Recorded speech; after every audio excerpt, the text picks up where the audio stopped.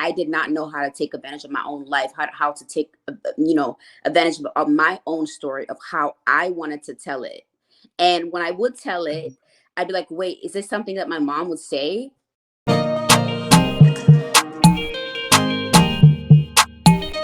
Guys, welcome back to another episode of Adoptive Gals podcast. Welcome. Thank you for tuning in. Before we get started on today's topic, we do want to make a couple of disclaimers. If you are an adoptee who wants to come on, share their story, please let us know by either making a comment or emailing us at adoptivegals@gmail.com. And also, I know on this channel we talk about positive and negative topics where sometimes it can make it seem like we're against adoption. We are not against adoption. We are for adoption. And that is the reason why we created this channel, to figure a way to build the bridge between the adoptee and the adopted parents for a better relationship and for a better outcome for both sides. Absolutely. Well said, Fatmata. Now, today's topic, I know that a lot of adoptees are going to relate to it, whether you're a child and adopted or an adult. I'm sure you will be able to reflect on this very much so. And so the topic at hand is my story was always told by my parents.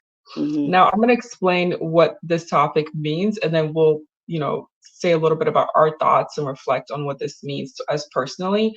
But the whole idea of this topic is, when you're out and about with your adoptive parent and someone, a stranger, someone who you don't know, asks you because especially this happens in transracial adoption, when they see clearly that the child and the parent are not of blood. And so they might ask you, like, if you have white parents, they might be like, or they might ask the family, like, oh, like, what's the deal here? Is she adopted or something? Or or how did you guys become families? And the first person that jumps to tell the story about the adoption are the parents. And it might not seem like a big deal, but for a lot of adoptees, it actually is a big deal because, again, it goes back to the adoptees being kind of silenced and quieted, because a lot of times the parents will just exaggerate the story. They'll just put out all of the information, personal information about the adoption journey out to some strangers that they don't even know. And it's really uncomfortable for adoptees. I know I have been put in that position where a stranger asked my family, like, oh, like, what's the situation? And my mom said, oh, yeah, she's adopted from Africa and this and that, and goes really into it. And I'm like, I don't really feel comfortable as a stranger just knowing all of that about me just from the first time meeting me. Yeah, like piggybacking off of what Howard was saying, basically, this is a lot of times I had the same thing. A lot of adoptees, have the same thing going on where our parents were always like so eager to tell our stories, to just kind of leave, give all the information out there. Sorry, you're going to be seeing my dog during this video. Just give out all that information. Oh my gosh, we got it from here, blah, blah, blah. And it's like a lot of parents do it to kind of make themselves look good, to kind of boost themselves up and look at what I'm doing and all that stuff. And of course, not everybody's, it's not like an intentional way of hurting somebody. But a lot of times you, the adoptee, you're standing there and they're just telling your story. And it's like you have no autonomy to your story. You don't get to decide how your story is told. They tell your story, which is very harmful to the adoptee. Not everyone needs to know your child's story. If you meet somebody somewhere in the streets and they are genuinely curious about adoption, you tell them details that doesn't make it very personal to your child. Like, oh, what kind of home study did you do? Home study is part of the process of adoption. Like, oh, this is the company that I went through. And when it comes to adoption, you have to go to blah, blah, blah, blah, these agencies. And another helpful tip too is just say, when people see that clearly there's a difference, your child doesn't look like you. And don't be like, oh, they're adopted. You don't need to do that. Just say, this is my child, and keep it pushing. And I think also doing it like that makes your child feel like they're more part of the family and they're not continuously being shown that they are separate from the family. And overall, in general, not everybody needs to know your child's adoption story. And that also just goes back into the saviorism of you feeling so good about yourself. And when you get out of that, you're not going to want to just spew everything out about your child like that, especially from people you don't really know. But Yeah. yeah. Yeah, and I think that, like, um, going back to not everybody needs to know your story, like, depending on how long you've been adopted or how long as a parent you've had your child, like, adopted, Hmm. it might be such a tender new situation that it's best not to just tell everybody and let everybody in on your family business. You really wanna protect your child. Yeah. And 'cause I remember times where I was like, "I don't even wanna tell these people." You know what I mean? I don't even know these people. And even as an adult, I don't really feel comfortable telling strangers that I don't know that I'm adopted for Yeah. various different reasons. Um, One of them being is that, um, people judge when you tell them your identity and Hmm. they put you in a certain box. Hmm. So I know as an adult, sometimes when I go around certain groups of people, I don't tell them Hmm. I'm adopted right off the bat. If Yeah. I'm around sometimes like Black people, for example, or African people, I don't tell them I'm adopted because I already know they're gonna have all these stereotypes and judgments, not necessarily coming from a bad place, but just in ways that kind of writes me off as who I am Yeah. and not just for the fact that I'm adopted. I'll give you guys an example. If I am talking to some Black people, and this is again not all, please don't take like bulk up what we say into just like one lump sum of all Black people or all white people. But sometimes when I talk to some Black people and I tell them I'm adopted, and especially when I say I'm adopted into a white family, it's like, oh, okay, well, you're rich, or oh, you don't know the Black experience, or oh, you probably just had it all handed to you, huh? And it's like, no, like this is why I don't even like telling my stories because the judgments come right away.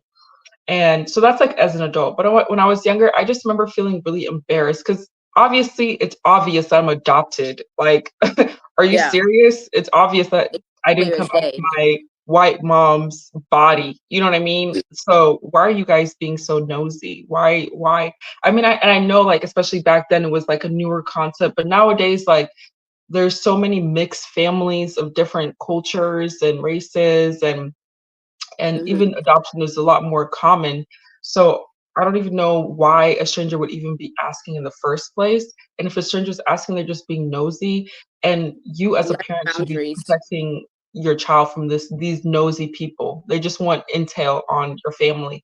Now there are situations like Fatmata was kind of alluding to, which is if a parent comes up to your family and they have someone in their family that's adopted or they're interested in adopting and they're genuinely curious because they maybe um, don't have a lot of resources to learn about the adoption process, so then yeah, it makes sense for them to come up to you and be like, hey, like, where did you adopt your child from, what was the experience like?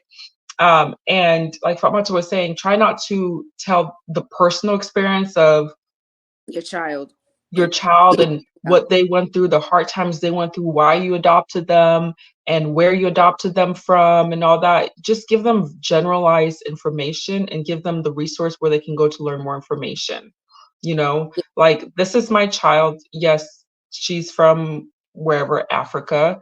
Here's a resource for you to go and if you want to learn more information. They don't need more information than that, honestly. Yeah, I mean, that is so true, and I think a lot of it, like I've said, it's like you're like this designer baby child that that they got, and a lot of people, because I feel like during the year that we got adopted, during that time, being around certain my family friends and so on, like adoption was such a big thing, and it was seen as this like charitable thing that you're doing such a good job, and it's put on such a pedestal. So it makes it, when people ask, parents, they get super excited to talk about it, and it's like, I get, like, it's not, they're not trying to do in a way that's mean. But I remember just like my mom, she always just like was the main one who just everything just out, just telling everything. And I'm just standing there like this, like this Yeah. product, like I'm being marketed like a product, like this product that I bought, this child that I bought, this child that is here now that is mine. And it's just like so uncomfortable. And again, like it erases you as an adoptee. And you kind of develop some type of like low self-esteem, and you don't know who you are because somebody has been telling your story for so long. You don't know how to tell your own story. You don't know how to move through Exactly. Oh, life. that's Yeah, good. you don't know how to move through life where you have developed your own identity. And that's something that took me a while to kind of like, okay, Emily. And because my mom was doing that so much, and also she also did it just outside of adoption. Just I always just kind of quiet and sat back and let Yeah, her, same here. because I was so used to it. I didn't really take advantage. I didn't really take my own story into my own hands, and I had to relearn to like, tell my own story. Like when I became an adult, I would just, people would ask me a question. I didn't really say much. I just say blah blah blah, like a little bit, and I just sat there because my mom was always the one telling it. I did not know how to take advantage of my own life, how to take, advantage of my own story of how I wanted to tell it. And when I would tell it, I'd be like, wait, is this something that my mom would say? Oh my, am I saying it right? I hope I'm not like making them look bad or anything like that. But now I don't care. I'm gonna tell it how I want to tell it. Like I tell the good, bad, the ugly, the nasty, everything, because it is my experience. It is my life. So if you are an adopted parent, like give your child, please, the room to be like, you don't have to tell your story. You don't have, nobody has to know about it. And if somebody asks me or asks you in the street, if you feel comfortable, that's your own life to tell your story. But if you don't, they don't have to know. You Yeah, don't owe them anything. You don't owe them anything. And I also think that like owing people comes with being an adoptee. Because you're adopted, sometimes you feel like you owe your parents, so that, and that sometimes can leak out in different ways with family, friends, and people that you meet. It kind of like, mhm, I don't, you know what I'm talking about, like it seeps out in a way where, oh well, I feel like I owe them, and I owe the world. Yeah, that's it, I owe yeah. the world, because look at this, this world that I have been given, so I got to give back. Oh my and God. Oh, and so yeah. you end up like Mm, just feeling like I got to give to the world because I was given so much and stuff. And it's like, no, babe, you don't have to do that. You it's don't like have to you have tell to bend me. backwards. You have to Yeah. bend backwards to peace to everybody because they've Yeah. given you this opportunity. And that is Yeah. so I tell you, dropped so many gems. And even just like when you got so used to your family and your parents telling your own life story, that Mm-hmm. like you almost like every time someone asks you, you just stay quiet and you let your parent talk for you. Like they literally are your talker. And I get it to a certain degree. Like when you're a child, obviously your Yeah. vocabulary isn't as much as an adult. Like you don't know Yeah. how to explain things clearly, but you want to get your child in the habit of explaining their story just as much as you do. You know what I mean? Mm-hmm. And if anything, if someone asks you guys, "Oh, what's this? Are you adopted?" Let the child like say what they want to say. Then, as an adult, fill in the gaps of what's left over. You know what I mean? But Yeah. you don't need to just like be the first one every single time to just let out everything and Mm-hmm. allow your child, again going back to identity and confidence in who you are, allow Mm-hmm. your child to be more verbal about their experiences, both Mm-hmm. in adoption and also out of adoption, because it took so long for me to find my voice. And Yeah. even in my family, like I just allowed like my siblings to create an identity for me. Like I remember like my sister, like she she made a comment. They had visited me like in one of my boarding schools, and my sister was like, we were talking about like socializing and how she was wanted to be like a vet when she was Mm-hmm. younger, but she no longer decided she wants to be a vet. She wanted to be like a pediatrician or something like that. And I remember being like, well, I like animals or whatever, whatever. And she's like, well, she said something like, well, Mm-hmm. you don't really like people talking to people, so that it makes sense why you want to be a vet. And I just like, I didn't even correct her. I didn't even say anything because the thing is, I love talking to people. I do. I'm a Mm-hmm. people person, but You are. I Yeah. created, I was just such a shell of myself in my family that's the identity that she created for me. And that's the perception. And I didn't feel confident enough to even be able to correct her in that way. Like, no, like I like talking to people actually. Yeah. I What are you just, talking you know, about? Yes. I'm Oh quiet in my the family and I don't feel very comfortable and whatnot. Like I can be myself fully. And like me being me will be fully accepted and celebrated and all of that. So you dropped a lot of gems, girl, on that one. That's Yeah, and for oh me, I like thinking about it now, I felt like a product. I felt like I was a product that was bought. This is gonna sound bad, y'all. Living with my family, I was not in slavery. Okay, don't think that's what that is. no, I she was felt like this. Yeah, I was not. My family, we had our goods and bads, but they treated me well at times, so it wasn't like a slavery thing. But I felt like a product. I felt like a product that was bought and was just being displayed on a shelf in my own little shelf wherever we went. And it really did mess with my identity a lot.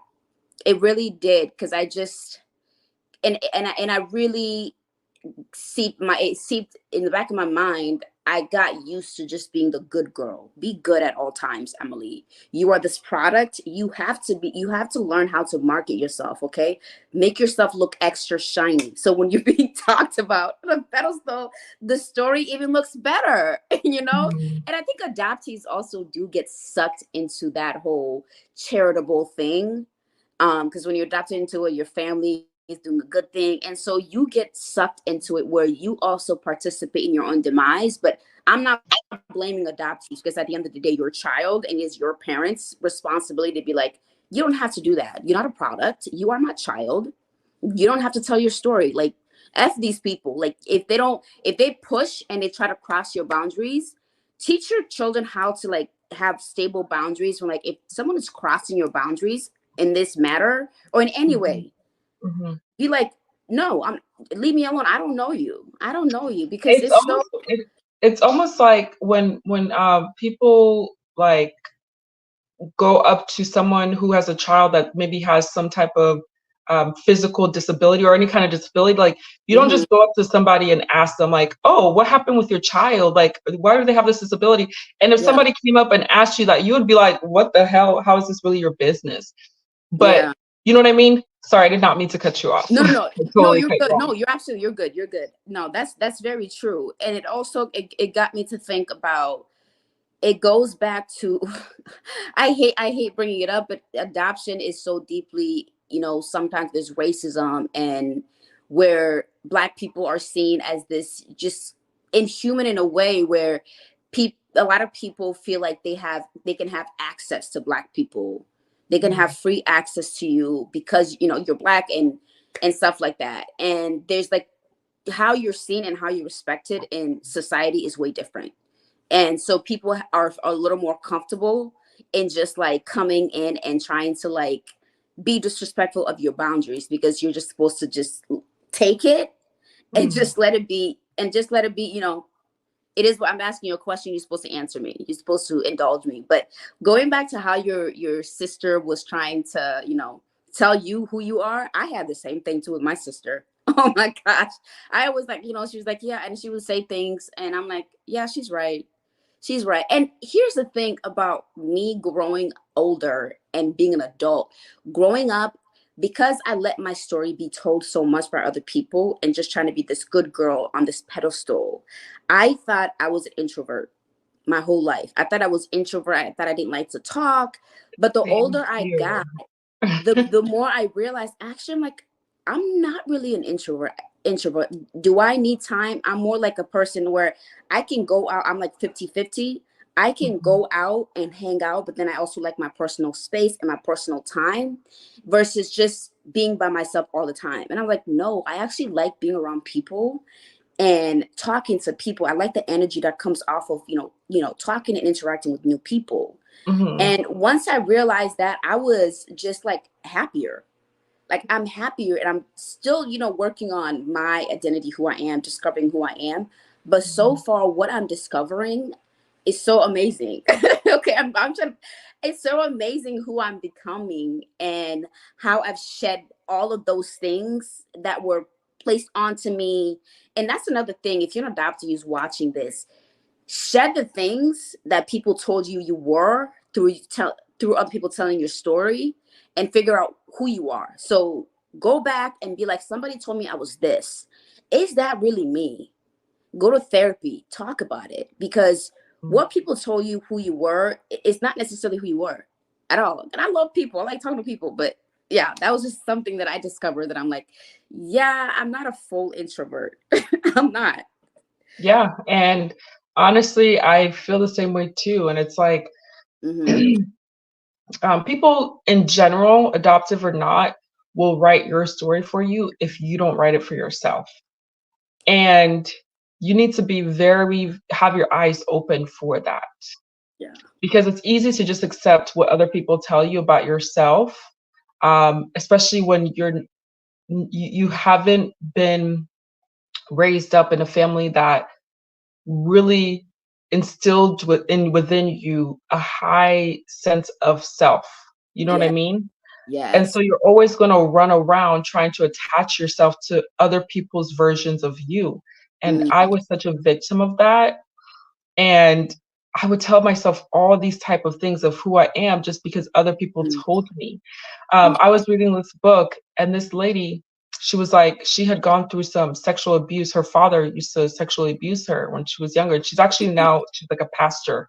And she was saying how because of her sexual abuse and all the neglects that she had when she was a child, she thought that there was something wrong with her.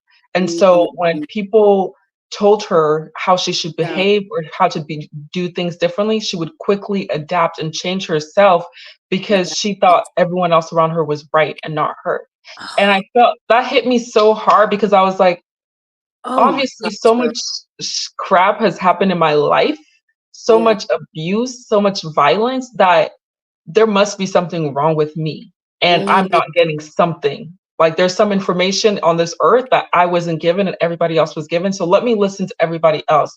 Let everybody tell me how my life should be, you know, and that's such a dangerous mentality to have. So again, going back to therapy, really being able to go inside of yourself Yeah. and figure out what is good for you, no matter how ugly it might seem on the outside world, no matter how much everyone else might disagree with it, as long as you and God are on the same path and same direction, then you're all good, you know? Um, but yeah, that just hit me so hard because I was like, damn, like even to small things when people would talk Mm-hmm. and like I would try to imitate them because I Mm. didn't, first of all, my language was stripped from me, like, you know, like and then my accent Everything was gets stripped stripped from from you. me, so I had to pick up from everybody else, you That is know? that's such a powerful. I'm glad you brought that up. Like everything is stripped from you. Mhm, And it's not like, yes, it's not like our parents verbally told us you can't be that anymore. But it's mhm, like a subconscious thing. And because they never, well, I wouldn't say never pushed it. They did. My parents did, make sure know where I'm from. But mhm, coming to a new country, a new place, it's like all of that goes out the door and you have to figure out who you are now in this world. F the other mhm, world. That was your past, hon. You got to figure out now. And it's so important to just continuously instill in your children, yes, you are in this new world, but that other world is also a part of you. Do not forget mhm, that. mhm. But that is so true. Your And identity gets stripped. it's gonna be hard to build Yeah. self-esteem for to help a child build their self-esteem when they're adopted because again, adoption starts from trauma and neglect and Yeah. stripping away identity. So having to recreate someone else's identity, especially when the child was adopted when they're older, it's so hard anyways. Like Yeah. so, you know, you really just have to be there and be supportive and continue to show up for your child and show your Hmm. child that their story and their idea of their story matters just as much as Matter. you know Yeah. as what you think of your story.